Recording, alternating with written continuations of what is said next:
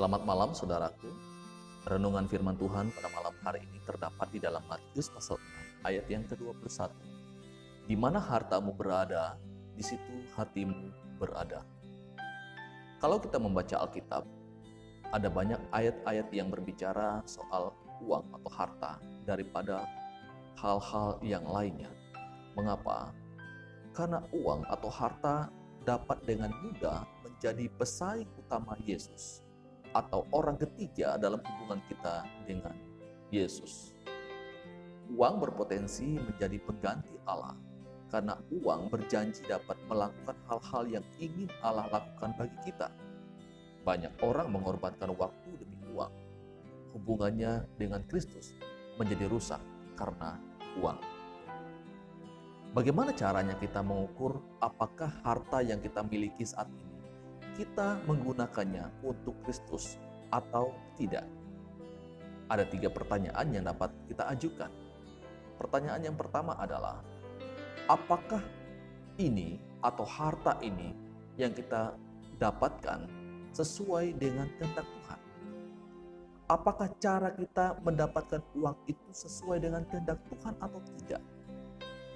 Dan ketika kita belanja, apakah yang kita belanja itu sesuai dengan kehendak Tuhan atau tidak?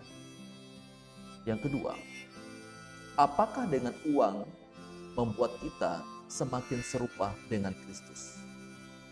Atau ini justru membuat kita semakin tidak serupa dengan Kristus? Ini bukan bicara tentang banyaknya uang atau tidak, tapi apakah uang yang Tuhan telah percayakan kepada kita itu membuat kita semakin serupa dengan Kristus?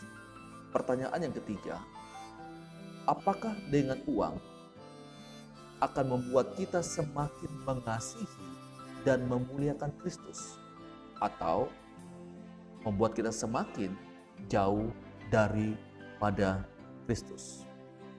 Saudaraku yang dikasihi oleh Tuhan Yesus Kristus, 3 pertanyaan ini penting untuk kita tanyakan dalam diri kita, untuk kita mengukur sejauh mana kita telah menggunakan berkat-berkat yang Tuhan telah percayakan kepada kita, harta yang Tuhan telah percayakan kepada kita selama ini.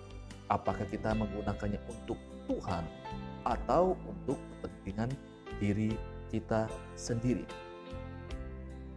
Saat kita belanja misalnya, belanja untuk kebutuhan pribadi, kita tidak kontrol semua yang kita belanjakan. Tidak ada main hitung-hitungan dengan apa yang kita belanjakan. Tetapi ketika kita memberi kepada Tuhan, kita mulai main hitung-hitungan. Misalnya dalam memberi persepuluhan, kita mulai berhitung, bulan ini kayaknya keperluan saya begitu banyak. Kalau saya kasih persepuluhan, nanti kebutuhan bulan ini tidak cukup.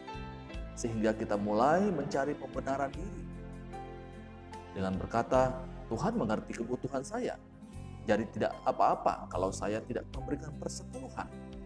Ada juga yang bertanya, apakah di dalam perjanjian baru ada keharusan di dalam memberikan persepuluhan, sehingga dalil ini digunakan bahwa persepuluhan itu bukanlah sesuatu yang wajib.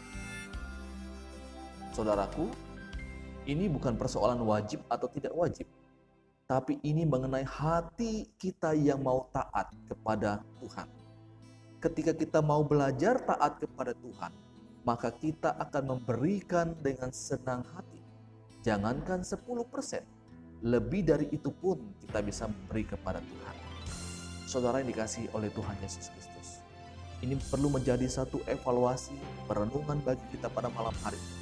Sejauh mana kita telah menggunakan harta atau uang yang Tuhan telah percayakan kepada kita selama ini. Apakah kita menggunakannya untuk memuliakan Tuhan atau tidak? Demikian firman Tuhan untuk kita. Selamat malam, Tuhan Yesus memberkati kita. Amin.